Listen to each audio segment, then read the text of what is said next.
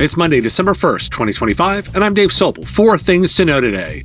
Small businesses say they're confident, but their rising costs and shrinking payrolls are killing discretionary tech spend.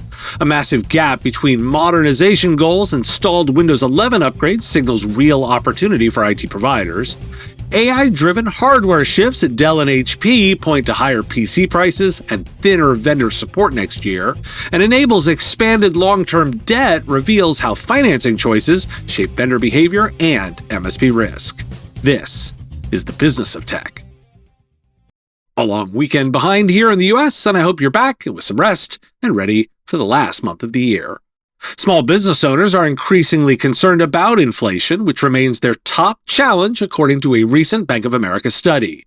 The report reveals that 70% of business owners identified inflation as a primary concern, consistent with the previous year, while 77% reported an average cost increase of 18%. In response, 76% of these owners have raised prices by an average of 12%. Despite these pressures, there is a sense of optimism, with about 75% expecting revenue growth in the next year. Sharon Miller, president of business banking at Bank of America, noted that smaller firms tend to be more agile and feel they have control over their business strategies, even amidst economic uncertainty. And small businesses in the U.S. are also experiencing significant job losses, with companies employing 50 or fewer workers shedding 88,000 jobs over the last 3 months. In contrast, larger firms with more than 500 employees gained 151,000 jobs during the same period, highlighting a growing disparity in employment trends between small and large companies. According to a recent report by ADP, small businesses are struggling to absorb the impacts of tariffs and are often more credit constrained than their larger counterparts, limiting their ability to invest in growth opportunities, such as artificial intelligence. Consumer sentiment in the U.S. has plummeted for 4 consecutive months, reaching one of its lowest levels on record, according to data from the University of Michigan. This decline is attributed to rising prices and stagnant incomes, alongside a weakening job market and a stock market that has seen a downturn after recent highs. However, not all Americans share the same concerns about the economy. Political affiliation plays a significant role in economic perceptions, with Republicans generally maintaining a more positive outlook compared to Democrats. Additionally, households with higher incomes and individuals who own stocks report feeling better about the economy as they are less affected by rising costs. Notably, younger Americans under 35 are exhibiting increased optimism, buoyed by recent wage growth trends and potentially greater financial support from their families, according to the Conference Board. Why do we care? Small business customers are optimistic, but their wallets aren't. Costs are up almost 20%. Prices only up about half that, and they're cutting jobs. That tells you everything. They feel confident, sure, but they don't have the cash to support big technology moves. And that should change how IT providers show up. If you're pitching anything that looks like a nice to have, expect it to stall. If you're pitching tooling without tying it to a business result, expect a no. This is a market where SMBs are looking for survival advantages, cost control, better customer retention, and ways to do more with fewer people. There's also a political perception trap in here.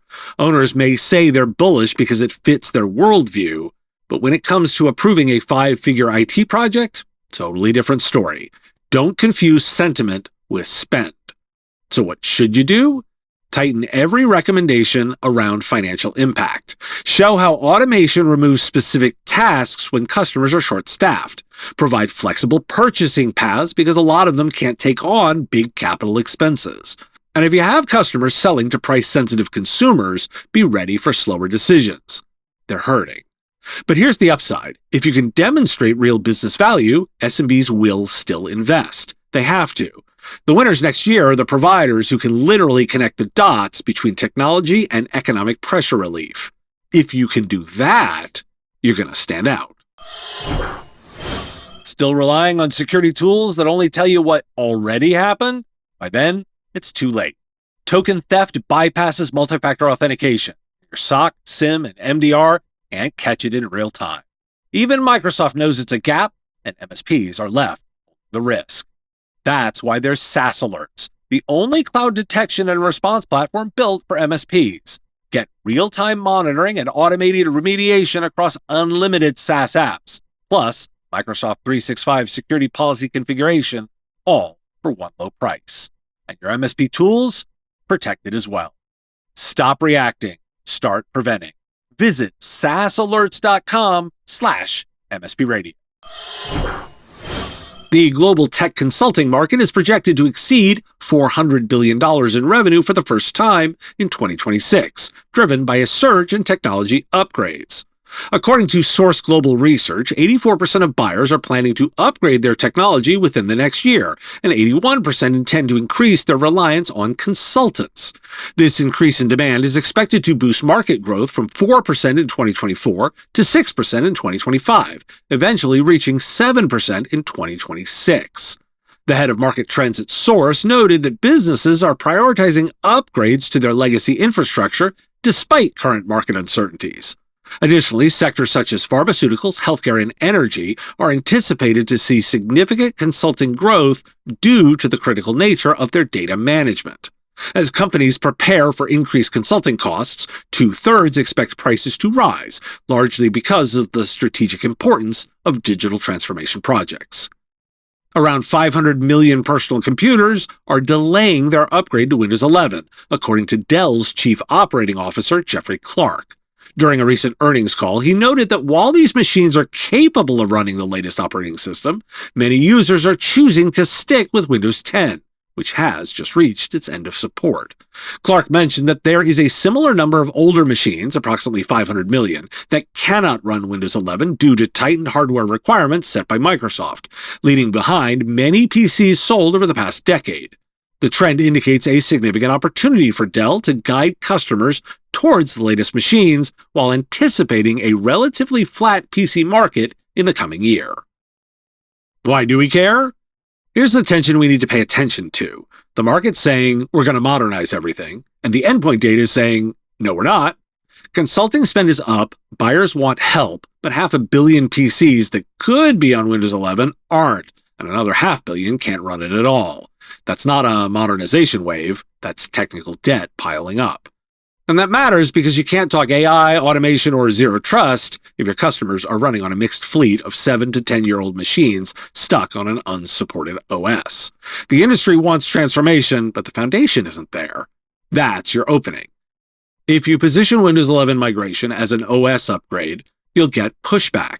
If you position it as the prerequisite for every outcome customers say they want, security, compliance, automation, that's where the decisions start moving again. It's not about the OS, it's about readiness. The other thing, consulting costs are going up. SMBs will feel that faster than enterprises. They're gonna be selective. So your job is to tie refresh cycles directly to business outcomes and make the spend predictable, phasing requirements, offering financing, and removing uncertainty. If you can bridge the gap between what customers aspire to and what their infrastructure can actually support, there's real opportunity. If you wait for them to ask for Windows 11, you'll be waiting a long time. Dell Technologies has reported a record revenue of $27 billion for the quarter ending October 31st, reflecting an 11% increase year over year. The company attributes this growth to its successful AI infrastructure business, which generated an impressive $12.3 billion in AI server orders during the quarter, contributing to a total of $30 billion in orders year to date. According to Dell's Vice Chairman and Chief Operating Officer Jeff Clark, the company's strong performance is driven by its ability to deliver tailored, high-performance solutions and exceptional global support. The Infrastructure Solutions Group, which is Dell's largest segment, achieved a remarkable $14.1 billion in revenues, with server and networking revenues increasing by 37% year over year.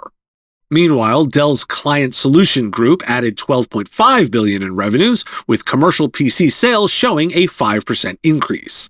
Interim CFO David Kennedy noted that the company is raising its AI shipment guidance to approximately $25 billion, a 150% increase from last year, and forecasts a total revenue of $111.7 billion for the fiscal year 2026.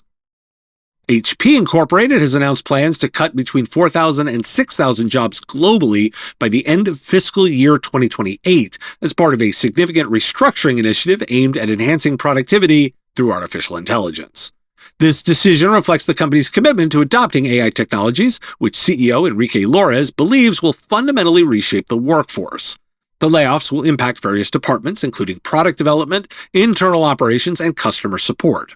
While HP anticipates annual savings of approximately $1 billion from this restructuring, it will incur costs of about $650 million during the process. Despite a reported increase in net revenue of 3.2% for fiscal 2025, profit forecasts are below analyst expectations. And CEO Enrique Lores has warned of an impending memory shortage that is expected to lead to higher prices in the second half of the next fiscal year. During a recent earnings call, Lores noted that while the company has seen a sixth consecutive quarter of revenue growth, with fourth quarter net revenue rising by 4.2% to $14.6 billion, challenges loom ahead. He mentioned that HP's internal use of AI PCs has resulted in a 16% increase in productivity, reflecting the strong demand for these devices, which accounted for 30% of shipments in the last quarter. Despite this positive momentum, Lores indicated that the company anticipates a temporary impact from the memory shortage, which they plan to mitigate through strategic actions, such as qualifying new suppliers and optimizing product configurations. HP's total sales for the fiscal year reached $55.3 billion, a 3.2% year-over-year increase, underscoring the need for proactive measures to address future supply chain challenges. Why do we care? AI is reshaping the hardware market, and not in ways that help SMBs. Dell's record results are almost entirely tied to AI servers. That's where the margin is, and that's where OEM attention is going. Meanwhile, HP is cutting thousands of jobs under the banner of AI productivity. That tells you vendors are going lean, automating internally, and shifting more support burden onto partners like you. And then there's the kicker, a memory shortage coming in the back half of next year. If that hits, PC pricing is going to go up right when your customers already have to refresh Windows 11. There's no version of this where waiting saves your clients money. So the takeaway is simple. Don't hope for a better refresh cycle later. It's not coming. You need to get ahead of this now. Start planning migrations, communicate the pricing risk, and make sure devices are spec'd for the next several years. And expect vendor support to get thinner, not better. If you let customers delay, you'll be stuck doing security support on outdated, underpowered machines with rising component costs. If you get them modernized earlier, you avoid the squeeze. This is a move before the market tightens moment. Enable has announced an increase in its term loan facility to $400 million following an amendment to its existing credit agreement. This change raises the principal amount from $336 million and extends the loan's maturity date to November 26, 2032. The company reports that as of the effective date, $64 million in additional term loans have been funded, bringing the total outstanding under the facility to $400 million. Although Enable has not been profitable over the last year, it maintains a strong gross profit margin of 81%. Analysts predict the company will achieve profitability this year, according to Investing Pro data. Why do we care? Well, disclosure, I'm an Enable shareholder. Here's the teaching moment. When a vendor increases a long-term loan like this, they're telling you how they plan to fund the next decade. Enable isn't profitable yet, but their margins are solid, so lenders are willing to give them more runway. That's not a red flag by itself. SaaS companies use debt all the time, but MSPs need to understand the implications. Debt changes behavior.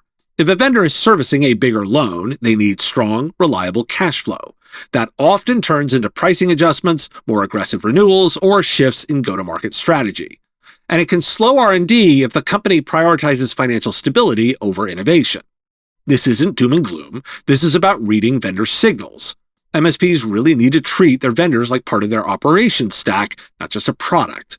If a vendor loads up on debt, you should be watching their pricing, their roadmap velocity, and their support quality. And you should be ready with a backup plan if those start to shift. The lesson? Know how your vendors are funded. Their capital decisions become your operational reality. MSPs are heading into 2026 where customer wallets are tight, vendor costs are rising, and modernization pressure is intensifying. That convergence, shrinking SMB capacity, growing consulting demand, AI-driven hardware inflation, and vendor financial repositioning sets up a market where strategic, outcome-oriented IT providers will outperform purely technical ones. Thanks for listening. Today is World AIDS Day, plus National Peppermint Bark Day and National Cookie Cutter Day. Business of Tech Plus subscribers have a bonus segment about a new Amazon DNS resilience offering. Sign up at businessof.tech/plus. Want more from the Business of Tech? Join Business of Tech Plus for ad-free episodes, early interviews, extended cuts, subscriber-only shows, and exclusive member perks and analysis. Sign up at businessof.tech/plus. And follow this show in your podcast app, and if you're on YouTube, hit subscribe and the bell so you never miss a story. Reviews and comments help spread the word too. Interested in advertising? Head to mspradio.com/engage. The Business of Tech is written and produced by me, Dave Sobel, under ethics guidelines posted at businessof.tech. Thanks for listening. I'll see you on the next episode. Part of the MSP Radio Network.